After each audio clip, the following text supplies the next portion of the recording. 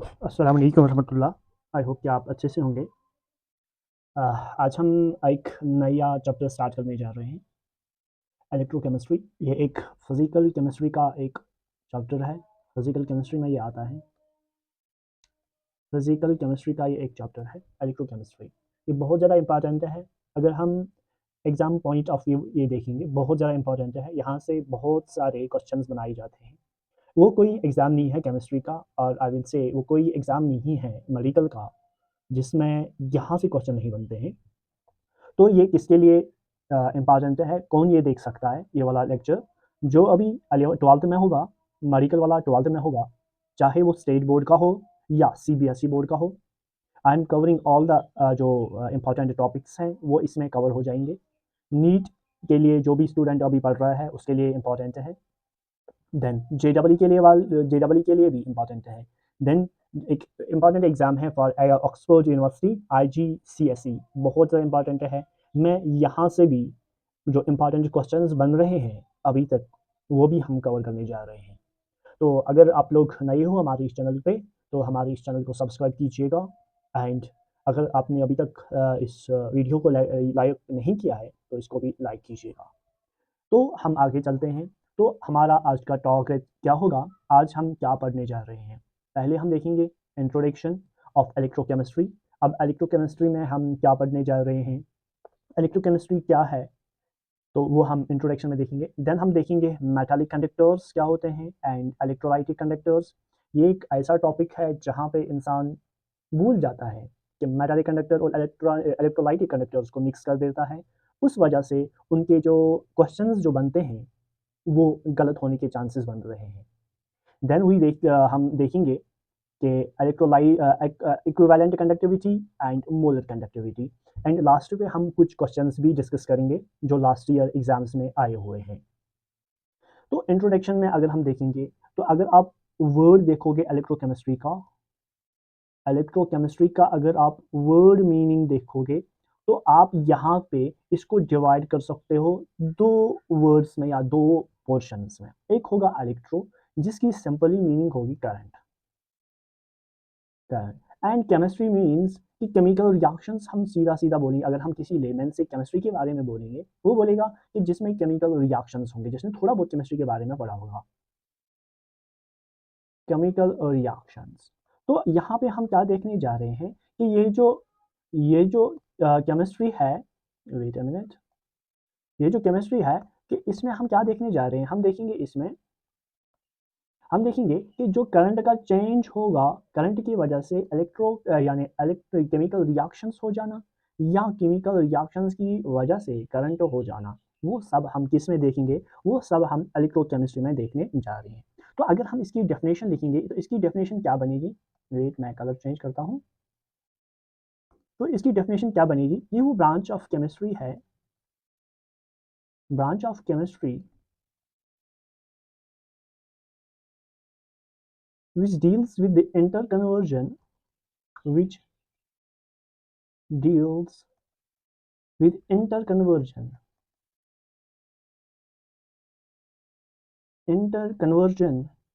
of the electrical energy electrical energy and chemical energy।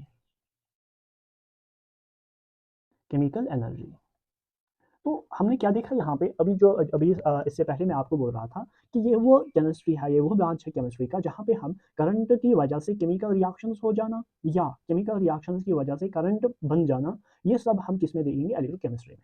तो इसकी जो डेफिनेशन बन रही है, ये वो ब्रांच है केमिस्ट्री का जहाँ पे इंटर कन्वर्जन यानी केमिकल एनर्जी चेंज होगी इलेक्ट्रिकल एनर्जी में, एंड इलेक्ट्रिकल एनर्जी चेंज होगी किसमें, केमिकल एनर्जी में। तो अगर हम यहाँ पे देखेंगे कि जो ये केमिकल चेंज होगा, मतलब जो ये रिएक्शंस होंगे, जहाँ पे ये रिएक्शंस होंगे, तो वो कुछ किसी डिवाइस में होगा, किसी डिवाइसेस में होगा, किसी डिवाइस में या किसी अपैरेट्स में होगा। ये जो केमिकल रिएक्शंस है, यहाँ पे इलेक्ट्रिकल एनर्जी चेंज होगी केमिकल एनर्जी में, ये किसी एक डिवाइस में होगा। उन डिवाइसेस को हम नाम देते हैं सेल। क्या नाम देते हैं हम उन डिवाइसेस को, कि उन डिवाइसेस को हम नाम देते हैं कि ये हमारे पास सेल है। क्या है हमारे पास, सेल। ठीक। तो अगर हम इस सेल को देखेंगे, अब ये जो सेल है हमारे पास, ये दो टाइप्स की होती है। कितने टाइप्स की सेल होती है हमारे पास? 2 टाइप की सेल। एक सेल को हम बोलते हैं इलेक्ट्रोलाइटिक सेल एंड दूसरे सेल को हम बोलते हैं electrochemical cell. Electrochemical cell, chemical cell. तो अभी तक हमने ये देखा कि ये जो इलेक्ट्रोकेमिस्ट्री है, यहाँ पे हम देखेंगे कि इलेक्ट्रिकल एनर्जी का चेंज हो जाना केमिकल एनर्जी में या केमिकल एनर्जी का चेंज हो जाना इलेक्ट्रिकल एनर्जी में। अब ये जो चेंज हो रहे हैं या वी कैन से कि यहाँ पे जो रिएक्शंस हो रहे हैं वो किसी एक डिवाइस में होती होगी या किसी अपैरेट्स में होती होगी। उन डिवाइसेस को जहाँ पे ये केमिकल रिएक्शंस होते हैं, इन डिवाइसेस में जहाँ पे ये रिएक्शंस होती हैं, उन डिवाइसेस को हम नाम देते हैं सेल। क्या नाम देते हैं हम उन डिवाइसेस को? सेल। अब ये जो सेल है हमारे पास, ये सेल कितने टाइप्स की होती है? ये हमारे पास होती है 2 टाइप्स की सेल। एक सेल हमने देखी जिसको हम बोलते हैं इलेक्ट्रोलाइटिक सेल और दूसरी जो सेल है उसको हम नाम देते हैं इलेक्ट्रोकेमिकल सेल। तो अगर आप ये इलेक्ट्रोकेमिकल सेल या इलेक्ट्रोलाइटिक सेल, फॉर एग्जांपल अगर हम यहाँ पे देखेंगे इलेक्ट्रोलाइटिक सेल। अब ये जो इलेक्ट्रोलाइटिक सेल है, ये इलेक्ट्रोलाइटिक सेल कौन सी सेल होती है? जहाँ पे इसमें होती है non spontaneous reaction, non spontaneous reactions होती है। इसमें क्या होती है? इसमें नॉन स्पॉन्टेनियस रिएक्शन। अब ये जो नॉन स्पॉन्टेनियस रिएक्शन होती है, ये किसकी वजह से होती है? ड्यू टू द करंट जहाँ पे जब हम इसमें करंट फ्लो करते हैं, उसी की वजह से ये जो रिएक्शंस है ये होती है। ये खुद ब खुद या ये खुद ही ये रिएक्शन स्टार्ट नहीं होती है, इसको किसी इनिशियल पॉइंट की नीड होती है, जब ये जो रिएक्शन है ये स्टार्ट होगी। अगर हम करंट इससे निकालेंगे तो ये जो रिएक्शन है या ये जो इलेक्ट्रोकेमिकल सेल या सॉरी इलेक्ट्रोलाइटिक सेल है ये स्टॉप हो जाएंगे, ये वर्क करना बंद करेंगे। इनके अब अगर हम देखेंगे कौन सी सेल? ये इलेक्ट्रोकेमिकल सेल ये जो होती है ये होती है स्पॉन्टेनियस स्पॉन्टेनियस रिएक्शन होती है। इसमें स्पॉन्टेनियस रिएक्शन कि यहाँ पे हमें पहले कोई इनिशियल पॉइंट देना है, उसके बाद ये जो रिएक्शन है ये कंटिन्यूसली चलेगी, ये जो रिएक्शन है कंटिन्यूसली चलेगी। अब यहाँ पे कौन सी रिएक्शंस होती है? इनमें होती है रिडॉक्स रिएक्शन, इनमें होती है रिडॉक्स रिएक्शन। तो अभी तक हमने इंट्रोडक्शन में क्या देखा? इलेक्ट्रोकेमिस्ट्री क्या है, इसकी डेफिनेशन हमने देखी कि इसमें हम देखेंगे inter conversion of electrical energy into chemical energy and chemical energy into electrical energy. उसके बाद हमने यहाँ पे देखा कि ये जो केमिकल चेंज होगी, जहाँ पे इलेक्ट्रिकल एनर्जी चेंज होगी केमिकल एनर्जी में या केमिकल एनर्जी चेंज होगी इलेक्ट्रिकल एनर्जी में, वो एक डिवाइस में होती है, उसको हम नाम देते हैं सेल। अब यहाँ पे हमने सेल देखा, सेल की 2 टाइप्स होते हैं, एक होती है इलेक्ट्रोलाइटिक सेल, एक होती है इलेक्ट्रोकेमिकल सेल। अब हमने इलेक्ट्रोलाइटिक सेल को देखा, इलेक्ट्रोलाइटिक सेल वो सेल होती है जहाँ पे नॉन स्पॉन्टेनियस रिएक्शन होती है। क्या होती है वहाँ पे? Non spontaneous reaction. अब ये जो नॉन स्पॉन्टेनियस रिएक्शन है ये किसकी हेल्प से होती है? ये होती है with the help of the electric current की वजह से यहाँ पे रिएक्शन होती है। अगर हम यहाँ अब ये नॉन स्पॉन्टेनियस क्यों है? क्योंकि ये खाली इलेक्ट्रिक करंट से ही होगी। अगर हम इलेक्ट्रिक करंट को यहाँ से डिस्कनेक्ट करेंगे, ये जो हमारी रिएक्शन है ये रिएक्शन नहीं होगी। तो हम यहाँ पे बोल सकते हैं जो भी reaction with the help of electric current होगी उनको हम बोलते हैं इलेक्ट्रोलाइसिस। तो यहाँ पे होती होगी इलेक्ट्रोलाइसिस किसकी? इलेक्ट्रोलाइट की। अब हम देखेंगे, अभी हम जनरल टर्म्स ही देख रहे हैं, अभी हम इंट्रोडक्शन ही स्टार्ट कर रहे हैं कि कुछ ऐसे टर्म्स जो हम आगे यूज करने जा रहे हैं। तो ये जो इलेक्ट्रोकेमिकल सेल है ये एक स्पॉन्टेनियस रिएक्शन होती है, मतलब इसको एक्सटर्नल एनर्जी की नीड नहीं होती है। ये एक बार स्टार्ट होगी, ये फिर कंटिन्यूसली रिएक्शन करती रहती है। तो यहाँ पे हम इंट्रोडक्शन में ये सब हमने देखा। तो अगर अब हम थोड़ा आगे चलेंगे, तो जैसे ही अब हम यहाँ पे देखेंगे मेटालिक एंड इलेक्ट्रोलाइटिक कंडक्टर्स। तो मेटालिक और इलेक्ट्रोलाइटिक कंडक्टर्स से पहले हम देखेंगे कंडक्टर्स क्या होते हैं। कंडक्टर्स कौन से मटेरियल होते हैं कंडक्टर्स? तो हमने बचपन से हम पढ़े आ रहे हैं कि कंडक्टर्स वो होते हैं जिनमें फ्लो ऑफ इलेक्ट्रिक या फ्लो ऑफ करंट होगा, उनको हम बोलते हैं कंडक्टर्स। मैं जनरल सिंपल वे में आपको समझा रहा हूँ। कंडक्टर्स वो मटेरियल है जहाँ पे फ्लो ऑफ करंट होगा। ये किस वजह से होगा? ये होता है due to the mobility of free electrons free electrons free electrons की वजह से इनमें जो इलेक्ट्रॉन है वो मूव करता है, उनको हम बोलते हैं कंडक्टर्स। एंड दूसरा है हमारे पास इंसुलेटर्स। इंसुलेटर्स वो मटेरियल है जहाँ जो फ्लो ऑफ करंट पास नहीं करेगा, जो जहाँ पे इलेक्ट्रिक करंट फ्लो नहीं होगा, जहाँ पे no flow of current, no flow of current, जहाँ पे करंट फ्लो नहीं होगा, जहाँ पे करंट फ्लो नहीं होगा उनको हम बोलते हैं इंसुलेटर्स, कंडक्टर्स एंड इंसुलेटर्स। यहाँ तक आपको समझ में आ रहा होगा। तो जैसे ही अब अगर हम देखेंगे जो कंडक्टर्स है हमारे पास, जो कंडक्टर्स है हमारे पास, कंडक्टर्स अगर हम देखेंगे, कंडक्टर्स हमारे पास दो तरह के होते हैं। अभी तक हमने देखा सीधा सीधा कंडक्टर्स क्या होते हैं एंड इंसुलेटर्स क्या होते हैं। अब अगर हम यहाँ पे देखेंगे हमारे पास दो टाइप्स ऑफ कंडक्टर्स होते हैं। कितने टाइप्स ऑफ कंडक्टर्स हैं हमारे पास? दो टाइप्स ऑफ कंडक्टर्स, यानी टू टाइप्स ऑफ कंडक्टर्स। एक को हम बोलते हैं metallic conductor, metallic conductor, metallic conductor, और एक है हमारे पास electrolytic conductor, electrolytic conductor, electrolytic conductor. तो हमने यहाँ पे क्या देखा कि हमारे पास दो तरह के कंडक्टर्स होते हैं। एक होता है हमारे पास मेटालिक कंडक्टर और दूसरा है हमारे पास इलेक्ट्रोलाइटिक कंडक्टर। चलो हम इनको एक एक करके देखते हैं कि मेटालिक कंडक्टर क्या होता है एंड इलेक्ट्रोलाइटिक कंडक्टर क्या होता है। तो हम पहले वाला देखेंगे कि मेटालिक कंडक्टर क्या होता है। मेटालिक कंडक्टर, ये बेसिक टर्म्स है, ये यूज होंगे आगे चैप्टर में, तो तभी हम इस पे थोड़ा सा अभी टाइम दे रहे हैं। अब ये जो मेटालिक कंडक्टर है इनको हम एक और नाम देते हैं electronic conductors, electronic conductor, conductor. तो हमने यहाँ पे देखा कि मेटालिक कंडक्टर को हम एक और नाम देते हैं इलेक्ट्रिक कंडक्टर। तो यहाँ पे जो अभी हमने देखा यहाँ पे इलेक्ट्रिसिटी फ्लो होती है या flow of current due to the movement of electrons, movement of electron. तो हमने यहाँ पे देखा कि यहाँ पे जो फ्लो ऑफ करंट होता है वो due to flow of electrons होता है, इनकी वजह से होता है, इलेक्ट्रॉन्स की वजह से यहाँ पे इलेक्ट्रॉन्स की वजह से यहाँ पे फ्लो ऑफ करंट होता है। तो ये एक फर्स्ट प्रॉपर्टी है इसकी। अगर हम दूसरी प्रॉपर्टी इसकी देखेंगे यहाँ पे no chemical change take place, no chemical change, chemical change take place, इसमें कोई भी केमिकल चेंज नहीं होती है। जो मेटालिक कंडक्टर्स है ये यहाँ पे फ्लो होता है किसकी वजह से? इलेक्ट्रॉन्स की वजह से, और इसमें कोई भी केमिकल चेंज नहीं होती है। तो अगर हम यहाँ पे देखेंगे मेटालिक कंडक्टर्स की जो कंडक्टिविटी है, जो मेटालिक, अगर हम यहाँ पे कंडक्टिविटी ऑफ मेटालिक कंडक्टर्स अगर हम देखेंगे, कंडक्टिविटी, कंडक्टिविटी यहाँ पे वो डिक्रीज होती है, यहाँ पे कंडक्टिविटी डिक्रीज होती है, वो डिक्रीज होती है अगर हम टेम्परेचर को,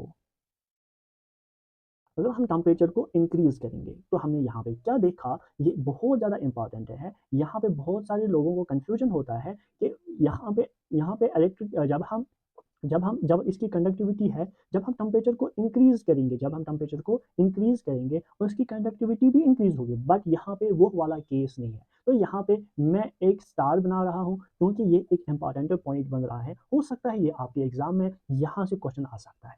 तो यहाँ पे हमने क्या देखा, कंडक्टिविटी जो मेटालिक कंडक्टर्स की होती है वो डिक्रीज होती है, क्या होती है? वो डिक्रीज होती है due to the increase in temperature.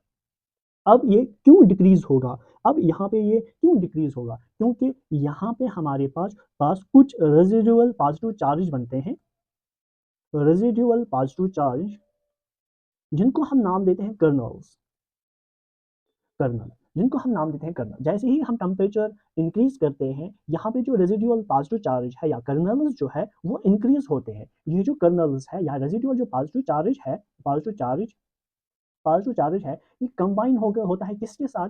Electrons के साथ, इलेक्ट्रॉन्स के साथ। जैसे ही हम टेम्परेचर इंक्रीज करेंगे रेजिडुअल पॉजिटिव चार्ज ये इंक्रीज होगा, जैसे ही ये इंक्रीज होगा ये कंबाइन होगा किनके साथ? इलेक्ट्रॉन्स के साथ। जैसे ही ये इलेक्ट्रॉन्स के साथ कंबाइन होगा, कंबाइन होगा इलेक्ट्रॉन्स के साथ, तो यहाँ पे जो रेजिस्टेंस है, रेजिस्टेंस यहाँ पे इंक्रीज होगी, रेजिस्टेंस यहाँ पे इंक्रीज होगी। जैसे ही रेजिस्टेंस इंक्रीज होगी तो यहाँ पे जो मेटालिक कंडक्टर है इसकी जो कंडक्टिविटी होगी, कंडक्टिविटी जो होगी, कंडक्टिविटी होगी वो डिक्रीज होगी, वो डिक्रीज होगी। फिर से मैं समझाऊँगा। जैसे ही हमने यहाँ पे देखा, जब कंडक्टिविटी है वो डिक्रीज़ होती है जब हम टेम्परेचर को इंक्रीज़ करते हैं। अगर आप आपने ये पढ़ा होगा अभी तक कि जैसे ही हम टेम्परेचर इंक्रीज़ करेंगे, कंडक्टिविटी भी इंक्रीज़ करेंगे। मगर वो केस होता है इलेक्ट्रोलाइटिक कंडक्टर्स का। But in case of metallic conductors, जैसे ही हम टेम्परेचर इंक्रीज़ करते हैं, वहाँ पे रेसिडुअल पॉजिटिव चार्ज जो होता है, जिनको हम नाम देते हैं कर्नल्स, वो इंक्रीज़ होगा। जैसे ही वो इंक्रीज़ होता है, वो कंबाइन होगा किसके साथ? इलेक्ट्रॉन्स के साथ। वो किसके साथ कंबाइन होगा? इलेक्ट्रॉन्स के साथ। जैसे ही वो इलेक्ट्रॉन्स के साथ कंबाइन होगा, तो वहाँ पे जो रेजिस्टेंस है वो इंक्रीज हो जाएगी। क्या होगी? रेजिस्टेंस इंक्रीज हो जाएगी। जैसे ही रेजिस्टेंस इंक्रीज होगी, तो आपने फिजिक्स में पढ़ा होगा कि जब रेजिस्टेंस इंक्रीज होगी तो वहाँ पे जो कंडक्टिविटी है, वहाँ पे जो उसकी जो कंडक्टिविटी है वो डिक्रीज हो जाएगी। तो ये हमने देखा, ये होते हैं हमारे पास मेटालिक कंडक्टर्स। अब हम देखेंगे कि जो इलेक्ट्रोलाइटिक कंडक्टर्स हैं उनके बारे में हम जानेंगे। इलेक्ट्रोलाइटिक कंडक्टर्स हमने अभी वहाँ पे देखा, वहाँ पे जो इलेक्ट्रॉन जो करंट फ्लो होता है, वो होता है due to the flow of electrons. But in case of this, हम यहाँ पे फ्लो होता है ड्यू टू द आयन्स। इनकी वजह से, आयन्स की वजह से। तो पहले हम देखेंगे जो इलेक्ट्रोलाइटिक कंडक्टर्स होते हैं, इनको हम एक और नाम देते हैं इलेक्ट्रोलाइट्स। इलेक्ट्रोलाइट्स, इनको हम क्या नाम देते हैं? इलेक्ट्रोलाइट्स। अब यहाँ पे जो फ्लो ऑफ करंट होता है, फ्लो ऑफ करंट यहाँ पे होता है ड्यू टू आयन्स। इनकी वजह से, आयन्स की वजह से। अब आपको ये भी पता होता है कि जो हमारे पास आयन्स हैं, ये दो टाइप्स के आयन्स होते हैं। या ये आयन कैटायन हो सकता है, या ये एनायन हो सकता है। तो अभी तक हमने क्या देखा कि जो इलेक्ट्रोलाइटिक कंडक्टर्स होते हैं, यहाँ पे फ्लो ड्यू टू आयन्स होता है, या ये जो आयन्स है ये या कैटायन हो सकता है, या ये एनायन हो सकता है। और ये जो इलेक्ट्रोलाइटिक लाइट होता है या इलेक्ट्रोलाइटिक कंडक्टर्स जो होता है, ये करंट को कैरी करता है इन मोल्टन मोल्टन स्टेट, या आप इसको एक्वस स्टेट भी बोल सकते हो। ये सॉलिड स्टेट में ये करंट को कंडक्ट नहीं करेगा, बट ये कब करता है? जब ये मोल्टन स्टेट में होगा या ये एक्वस स्टेट में होगा, तब ये इलेक्ट्रिक से यानी इलेक्ट्रिसिटी को या इलेक्ट्रिक करंट को कंडक्ट करेगा। अब यहाँ पे जो फ्लो ऑफ करंट होता है, ये किसकी वजह से होता है? ये due to the movement of या due to the mobility of ions होते हैं। तो अब यहाँ पे कैटायन और एनायन होता है। अब यहाँ पे जो रिडक्शन, अब आप ये भी देखोगे, हमारे पास जो सेल होती है, फॉर एग्जांपल मैं यहाँ पे कोई सेल बनाता हूँ, मैं कोई सेल यहाँ पे बनाता हूँ, एक रफ सेल। यहाँ पे पॉजिटिव चार्ज होगा, नेगेटिव चार्ज होगा। अब यहाँ पे हमें दो चीज़ें यहाँ पे पढ़नी है। यहाँ पे एक कैथोड होता है, एक एनोड होता है। यहाँ पे जो रिडक्शन होती है, यहाँ पे रिडक्शन होती है कैटायन की। रिडक्शन रिडक्शन होती है कैटायंस की। कहाँ पे? ये होती है कैथोड पे। कैथोड पे। तो हमने यहाँ पे देखा, जहाँ पे रिडक्शन होगा वो हमारा कैथोड होता है, एंड ऑक्सीडेशन होती है किनकी? एनायंस की। एनायन की। तो वो कहाँ पे होती है? वो होती है एनोड पे। तो हमने यहाँ पे ये देखा कि वो साइड हमारे सेल का जहाँ पे रिडक्शन होगा वो कैथोड होता है, और जहाँ पे ऑक्सीडेशन होता है वो एनोड होता है। तो और हम यहाँ पे ये देखेंगे, उस वाले केस में हमने ये देखा कि जैसे ही हम टेम्परेचर को इंक्रीज करेंगे, वो जो कंडक्टेंस है वो डिक्रीज होती है। But in case of electrolyte, यहाँ पे जैसे ही हम टेम्परेचर इंक्रीज करते हैं, जब हम टेम्परेचर को इंक्रीज करेंगे, यहाँ पे जो कंडक्टिविटी जो होगी वो भी इंक्रीज करती है। वहाँ पे कर्नल्स बनते थे, यहाँ पे कर्नल्स नहीं बन रहे हैं। इसी वजह से यहाँ पे ये जो टेम्परेचर इंक्रीज करने से इनकी जो कंडक्टिविटी है वो भी इंक्रीज होती है। अब ये जो इलेक्ट्रोलाइट्स है, ये क्या होते हैं हमारे पास? अगर हम इलेक्ट्रोलाइट्स की बात करेंगे, तो हमने अभी तक ये देखा, इलेक्ट्रोलाइट्स वो होंगे जहाँ जहाँ पे मोमेंट ऑफ आयन्स होता है। अब ये इलेक्ट्रोलाइट क्या होगा, ये वो साल्ट होगा या वो केमिकल कंपाउंड होगा जो हमें आयन्स देगा जब वो मोल्टन स्टेट में होगा या वो एक्वस स्टेट में होगा। तो यहाँ पे कुछ हम जनरली कुछ सॉलिड बेस होते हैं। फॉर एग्जांपल जनरली हमारे पास बेसिस होते हैं, हमारे पास एसिड्स होते हैं, हमारे पास बेस होते हैं या कुछ साल्ट होते हैं, कुछ साल्ट्स होते हैं जो फर्निश करेगा आयन्स को। ये सब हमें क्या देते हैं, आयन्स देते हैं। ये सब हमें आयन्स देते हैं। जो भी केमिकल कंपाउंड हमें आयन देता है उनको हम नाम देते हैं। ये हमारे पास इलेक्ट्रोलाइट्स है। एंड फॉर एग्जांपल एंड कुछ ऐसे भी है जो नॉन इलेक्ट्रोलाइट्स होते हैं। नॉन इलेक्ट्रोलाइट्स जो आयन्स नहीं देता है, which don't furnish ions in molten state or aqueous state. ना वो ions नहीं देता है, which don't furnish ions in molten state या aqueous state में, उनको हम बोलते हैं नॉन इलेक्ट्रोलाइट्स। फॉर एग्जांपल हमारे पास शुगर होता है, शुगर ये एक नॉन इलेक्ट्रोलाइट्स है। फॉर एग्जांपल हमारे पास यूरिया है, यूरिया ETC, ये हमारे पास नॉन इलेक्ट्रोलाइट्स है। इनके बगैर जो भी होगा, जो आयन्स देता है हमें मोल्टन स्टेट में या एक्वस स्टेट में, उनको हम बोलते हैं इलेक्ट्रोलाइट्स या नाम देते हैं इलेक्ट्रोलाइट्स। तो अब हम देखेंगे factors affecting electrolytic conductors. Wait, यहाँ पे मैंने लिखा है क्वेश्चन में हमें, तो यहाँ पे हम देखेंगे फैक्टर्स अफेक्टिंग electrolytic conduction।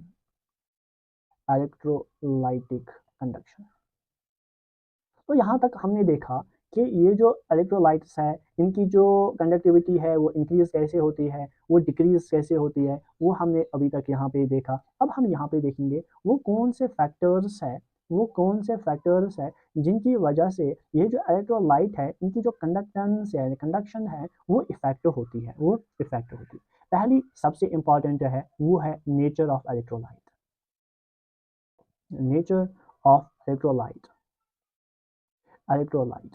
कि अगर हमारे पास फॉर एग्जांपल हमारे पास अगर पोलर कंपाउंड्स होंगे उनकी वजह से जो कंडक्टिविटी जो होगी वो इंक्रीज होगी। अगर नॉन पोलर होगा तो यहाँ पे ये इलेक्ट्रोलाइट नहीं होगा, ये नॉन इलेक्ट्रोलाइट होगा, ये नॉन इलेक्ट्रोलाइट होगा। एंड जो सेकंड फैक्टर है वो है साइज।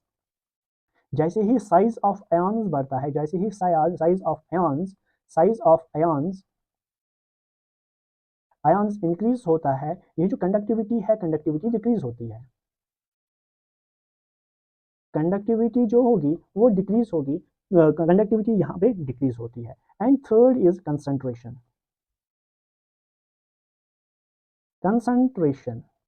जैसे ही कंसंट्रेशन इंक्रीज होगी कंडक्टिविटी डिक्रीज होती है, यहाँ पे डिक्रीज होती है। एंड यहाँ पे हमने फोर्थ ये वाला देखा था कि जब हम टेम्परेचर को इंक्रीज करते हैं, टेम्परेचर को जब हम इंक्रीज करते हैं, यहाँ पे टेम्परेचर इंक्रीज करने से इनकी जो कंडक्टिविटी है वो भी इंक्रीज होती है, कंडक्टिविटी भी यहाँ पे इंक्रीज होती है। ठीक है, तो हमने यहाँ पे ये सब देखा, तो मैं यहाँ पे एक और ऐड करूँगा। वेट, तो इसको मैं यहाँ पे ऊपर ले लूँगा 1।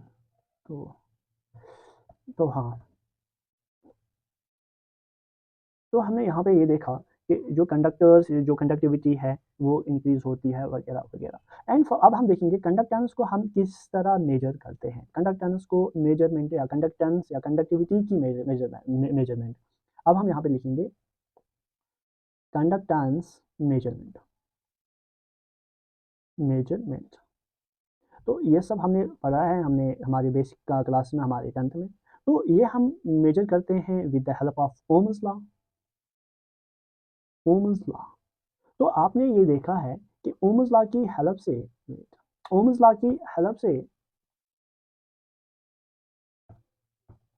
तो ओम्स लॉ की हेल्प से हम इस कंडक्टेंस को मेजर करते हैं। तो हमने ये पढ़ा है कि जो रेजिस्टेंस है ये डायरेक्टली प्रोपोर्शन होती है लेंथ को एंड इनवर्सली प्रोपोर्शन होती है क्रॉस सेक्शन एरिया को। ए यहाँ पे एरिया है।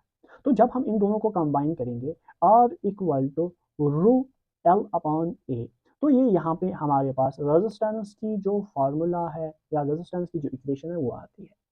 अब यहाँ पे ये जो R है, R यहाँ पे हमारा रेजिस्टेंस,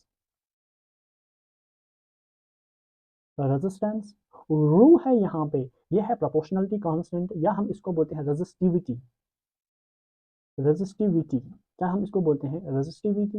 एल यहाँ पे लेंथ है, लेंथ है, और ए यहाँ पे क्रॉस सेक्शन एरिया है, क्रॉस सेक्शन एरिया। ए यहाँ पे क्या है? ए यहाँ पे क्रॉस सेक्शन एरिया है। यहाँ से आप रो भी निकाल सकते हो। अगर आपको रो निकालना होगा यानी रेजिस्टिविटी निकालनी होगी, वो बराबर होगा किसका? वो बराबर होगा आर ए अपॉन एल। तो यहाँ से आपको रेजिस्टेंस यानी रेजिस्टिविटी मिलती है। तो अगर आप अब हमने यहाँ पे रेजिस्टेंस की फार्मूला ये देखी, R equal to rho L upon A. अब फॉर एग्जाम्पल अगर मैं यहाँ पे एल इक्वल टू 1 सेंटीमीटर रखूँ और ए इक्वल टू 1 सेंटीमीटर स्क्वायर रखूँ, तो यहाँ पे जो रेजिस्टेंस होगी वो उस टाइम बराबर होगी किसकी? रेजिस्टिविटी की। किसकी? रेजिस्टिविटी के उस टाइम ये बराबर होगी। तो यहाँ पे हमने देखा कि कंडक्टेंस से हम जो रेजिस्टेंस है, रेजिस्टेंस डायरेक्टली प्रोपोर्शन होता है length of the conductor and inversely proportion होता है cross sectional area. Cross sectional area, तो यहाँ पे हमने ये फार्मूला यहाँ पे डिराइव की किसकी? ये रेजिस्टेंस की। अब आर क्या होता है? आर यहाँ पे रेजिस्टेंस होता है, रो यहाँ पे रेजिस्टिविटी होती है, और एल यहाँ पे लेंथ होता है, और ए यहाँ पे क्रॉस सेक्शन एरिया होता है। अब हम देखेंगे जो ये थी रेजिस्टेंस। अब अगर हमें कंडक्टेंस को मेजर करना होगा, अब कंडक्टेंस किसके बराबर होगी? कंडक्टेंस, अब हम अगर कंडक्टेंस को देखेंगे, कंडक्टेंस अगर हम देखेंगे, इसको हम रिप्रेजेंट करते हैं जी से। किसके? जी से। कंडक्टेंस बराबर होता है, ये होता है equal to reciprocal of resistance, reciprocal of resistance, resistance. तो अगर हम जी का वैल्यू देखेंगे, जी किसके बराबर है? 1/r। ठीक, तो यहाँ पे हम r का वैल्यू रखेंगे, ये बनेगा 1/r। किसके बराबर आया था हमें? रू एल अपॉन ए के बराबर। तो जब ये रेसिप्रोकल होगा तो हमें यहाँ पे वैल्यू मिलेगा 1/रू ए अपॉन एल, ए अपॉन एल। तो ये यहाँ पे हमें इसका वैल्यू मिला। अब यहाँ पे जो 1/रो है इसको हम रिप्रेजेंट करते हैं, जो 1/रो है इसको हम रिप्रेजेंट करते हैं कापा से। किससे? कापा, कापा से। कैसे? कापा, ये जो कापा है, कापा को हम बोलते हैं कंडक्टिविटी। कंडक्टिविटी, जैसे हमने कंडक्टेंस रेजिस्टेंस में रेजिस्टिविटी को देखा था, तो यहाँ पे हम कंडक्टेंस में कंडक्टिविटी को देखेंगे। तो अगर हमने ये देखा कि ये जो जी है ये बराबर है 1/रो ए अपॉन एल के बराबर। तो इसको हम ये भी लिख सकते हैं, 1/रो को हम क्या लिखेंगे? इसको हम कापा लिखेंगे, कापा लिखेंगे। ए अपॉन एल हम इसको लिख सकते हैं या नहीं लिख सकते। तो यह यहाँ पे हमें कापा ए अपॉन एल के बराबर आ गया। ठीक है, यहाँ पे अब फॉर एग्जाम्पल, अब अगर यहाँ पे ए को हम इक्वल टू, ए को हम इक्वल टू रखेंगे 1 सेंटीमीटर स्क्वायर, और एल को हम इक्वल टू रखेंगे 1 सेंटीमीटर। क्या उस टाइम जो कंडक्टेंस होगी, कंडक्टेंस इक्वल टू कापा होगी। ठीक है, कंडक्टेंस इक्वल टू कापा होगी। ठीक, तो जब यहाँ पे कंडक्टेंस इक्वल टू कापा होगी, तो यहाँ पे हम ये भी लिख सकते हैं, अगर हम यहाँ से कापा निकालना होगा, यहाँ से कापा इक्वल टू होगा जी एल अपॉन ए, जी एल अपॉन ए। तो यहाँ से हम कापा इक्वल टू कर सकते हैं, जब हम एल का वैल्यू यूनिट रखेंगे 1 सेंटीमीटर रखेंगे, और ए का हम रखेंगे 1 सेंटीमीटर स्क्वायर, तो हम यहाँ से जी को इक्वल टू बना सकते हैं, उसको हम इक्वल टू कापा बना सकते हैं। तो एक और हम यहाँ पे इंट्रोड्यूस करेंगे, तो यहाँ पे हमें एक और स्लाइड चाहिए, तो मैं इस स्लाइड को ऊपर ले रहा हूँ, तो इसको तो मैं करता हूँ डिलीट, तो भी हम करेंगे डिलीट,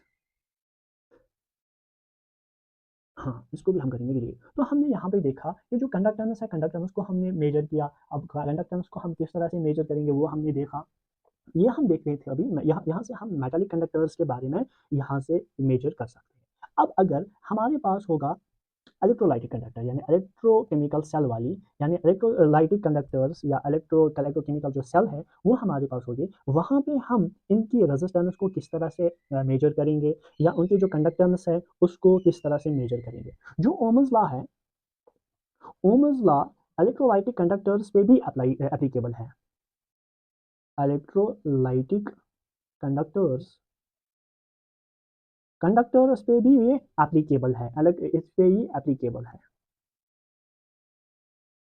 ये इस पे भी एप्लीकेबल है। तो अगर हमें रेजिस्टेंस हमें मेजर करना होगा, रेजिस्टेंस को हम डायरेक्टली हम इसको रेजिस्टेंस जब हमें किसकी electro resistance of electrochemical cell या इलेक्ट्रोलाइटिक कंडक्टर, ये हम डायरेक्टली मेजर कर सकते हैं with the help of Wheatstone bridge. Wheatstone bridge Wheatstone bridge से हम इसको डायरेक्टली कनेक्ट कर सकते हैं, और हम यहाँ से इसकी रेजिस्टेंस को मेजर कर सकते हैं। बट ये जो रेजिस्टेंस मेजर करनी थी हमें, यहाँ पे हमें दो प्रॉब्लम्स आ रही थी, टू प्रॉब्लम्स। तो यहाँ पे दो प्रॉब्लम हमें यहाँ पे आ रही थी। कितनी प्रॉब्लम्स? दो प्रॉब्लम। जो प्रॉब्लम वन है हमारे पास, वो ये था कि हम अभी तक हम यहाँ पे डीसी करंट हम मेटलिक कंडक्टर से पास कर रहे थे। अब हमें यहाँ पे अगर हम डीसी करंट हम यहाँ इलेक्ट्रोलाइटिक से पास नहीं कर सकते हैं। डीसी करंट हम इलेक्ट्रोलाइटिक कंडक्टर से पास नहीं कर सकते हैं। डीसी करंट अगर हम पास करेंगे किससे? इलेक्ट्रोलाइटिक सेल से या इलेक्ट्रोलाइटिक कंडक्टर से। इसकी वजह से क्या प्रॉब्लम होती थी, यहाँ पे जो कंसंट्रेशन यहाँ पे चेंज होती थी, यहाँ पे कंसंट्रेशन में चेंज आ रही थी। तो डीसी करंट की जब हम डीसी करंट पास कर रहे थे किससे? इलेक्ट्रोलाइटिक कंडक्टर से, तो वहाँ पे जो ये तो कंसंट्रेशन है, कंसंट्रेशन में चेंज आ रही थी, कंसंट्रेशन में वहाँ पे चेंज आ रही थी। और जो प्रॉब्लम टू थी कि हम इलेक्ट्रोलाइटिक कंडक्टर को कनेक्ट नहीं कर सकते हैं किससे? व्हीटस्टोन ब्रिज से। तो सोल्यूशन, तो जो सोल्यूशन फॉर्म में होता है, तो solution can't connect directly with bridge तो इससे तो हम जो सोल्यूशन को हम डायरेक्टली व्हीटस्टोन ब्रिज से कनेक्ट नहीं कर सकते हैं, क्योंकि सोल्यूशन फॉर्म में है। तो वो अगर हम मेटल कंडक्टर था, उसको उसको हम डायरेक्टली वहाँ पे हम दो एंड्स पे वायर लगा के हम व्हीटस्टोन ब्रिज पे रखेंगे, तो हमें वहाँ पे से उसकी रेजिस्टेंस मिलती थी। बट यहाँ पे हमें दो प्रॉब्लम आ रही है इन केस ऑफ इलेक्ट्रोलाइट। पहली प्रॉब्लम, अगर हम डीसी करंट को पास करेंगे तो ये जो इलेक्ट्रोलाइटिक कंडक्टर है उनकी जो कंसंट्रेशन है वो चेंज हो जाएगी, कंसंट्रेशन वहाँ पे चेंज हो जाएगी। और जो प्रॉब्लम टू थी हमारे पास, प्रॉब्लम टू ये थी कि हम सोल्यूशन को कनेक्ट नहीं कर सकते हैं किसके साथ? ब्रिज के साथ हम इस कंडक्टर को कनेक्ट नहीं कर सकते। तो अब इसका सोल्यूशन क्या आया? इनका जो सोल्यूशन है, वेट मैं कलर चेंज करता हूँ। अब इसका जो सोल्यूशन है वो क्या आया? सोल्यूशन अगर हम यहाँ पे देखेंगे इसका सोल्यूशन, तो अब सोल्यूशन ये आया, सोल्यूशन वन हमने ये देखा कि हम डायरेक्टली यहाँ पे हम एसी करंट पास करेंगे। एसी करंट पास करने से वहाँ पे नो चेंज इन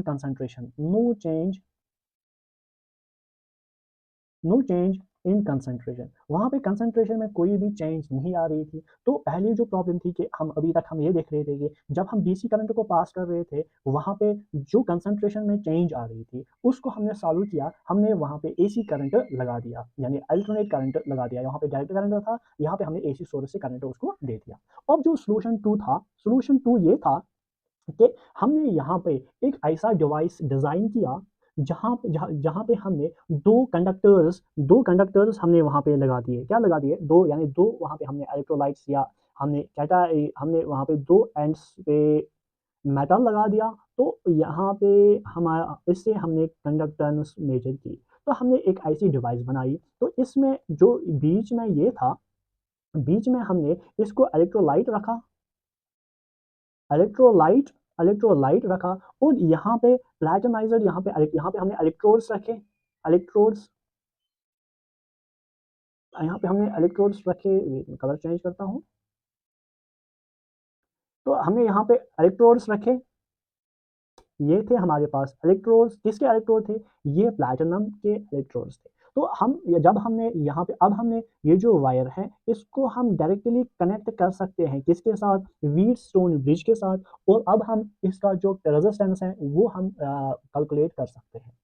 तो हमने यहाँ पे ये देखा कि ये जो कंडक्टेंस है, सॉरी, जो इलेक्ट्रोलाइटिक सेल है या इलेक्ट्रोलाइटिक कंडक्टर्स है, इनकी जो कंडक्टेंस है वो भी हम ओम्स लॉ से मेजर करते हैं। बट यहाँ पे ये क्या, यहाँ पे हमें क्या प्रॉब्लम हो रही थी? हमें ये प्रॉब्लम हो रही थी कि हम यहाँ पे डायरेक्ट करंट पास नहीं कर सकते थे, क्योंकि डायरेक्ट करंट पास करने से उसकी जो कंसंट्रेशन है, कंसंट्रेशन यहाँ पे चेंज हो रही थी। एंड सेकंड प्रॉब्लम ये थी हमें कि हम डायरेक्टली सॉल्यूशन को व्हीटस्टोन ब्रिज के साथ हम कनेक्ट नहीं कर सकते।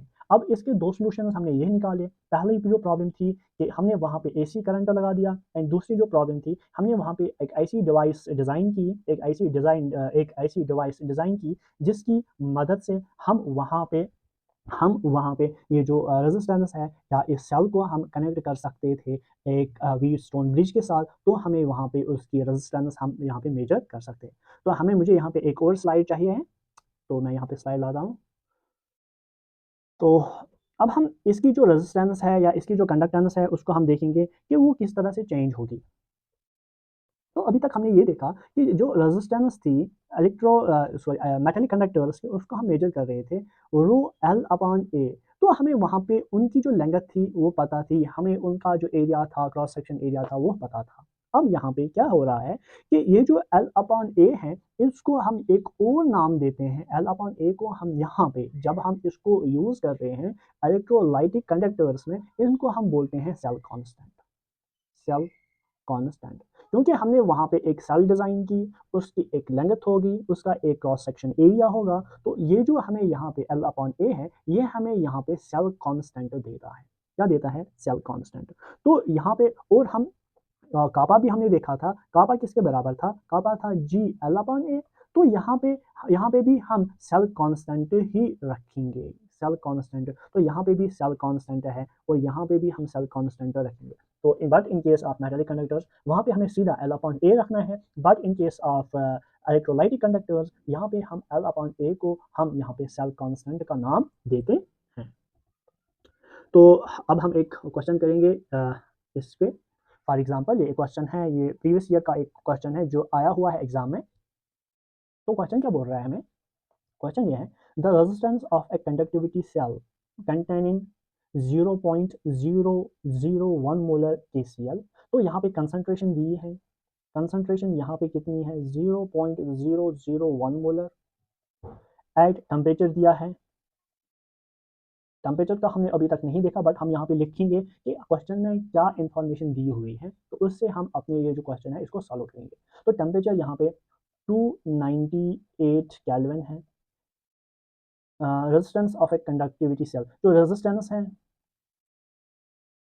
रेजिस्टेंस यहाँ पे 1500 ओम है, 1500 ओम है। What is the cell constant? Cell constant, तो हमें यहाँ पे सेल कांस्टेंट मतलब यहाँ पे हमें एल अपॉन ए निकालना है। एल अपॉन ए ये हमें निकालना है। If the conductivity of L cell is, अगर कंडक्टिविटी यानी कापा इक्वल टू किसके बराबर है? Kappa 0.146 into 10⁻³ siemens centimetre inverse के बराबर है। कापा इसके बराबर है। तो हमें यहाँ पे क्या निकालना है? हमें यहाँ पे ये जो सेल कांस्टेंट है वो निकालना है। तो हमने अभी हमने देखा जो सेल कांस्टेंट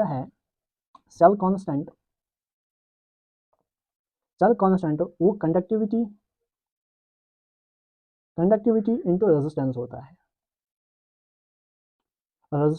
है। Conductivity into resistance. कंडक्टिविटी भी दी है यानी कापा दिया है, रेजिस्टेंस भी दी है तो रेजिस्टेंस भी दी है। तो हम यहाँ पे एल अपॉन ए निकाल सकते हैं। इसके बराबर है conductivity 0.146 into 10⁻³ siemens centimetre inverse into क्या है यहाँ पे 1500 ओम। तो जब आप इसको इसके साथ मल्टीप्लाई करोगे तो आपको यहाँ पे आंसर मिलेगा 0.219 0.219 सेंटीमीटर इनवर्स। अब यहाँ पे सेंटीमीटर इनवर्स कहाँ से आया? यहाँ पे साइमन इनवर्स था और ओहम इनवर्स था। जो साइमन होता है ये 1/ओहम होता है, ये 1/ओहम ओहम हम इसको लिख सकते हैं। तो ये वाला ओहम यहाँ पे कट होगा, तो यहाँ पे क्या बचेगा? Centimetre inverse. तो इसका जो आंसर है वो मिला 0.219 सेंटीमीटर इनवर्स। तो आई होप कि आप इस लेक्चर को अच्छे से देख रहे होंगे। यहाँ तक आपने इसको देखा है, तो थैंक यू। अब हम कल इससे आगे देखेंगे। कल हम देखेंगे इक्विवेलेंट कंडक्टिविटी क्या होती है एंड मोलर कंडक्टिविटी क्या होती है। फैक्टर्स अफेक्टिंग मोलर कंडक्टिविटी हम कल इंशाल्लाह देखेंगे। Thank you, have a nice day.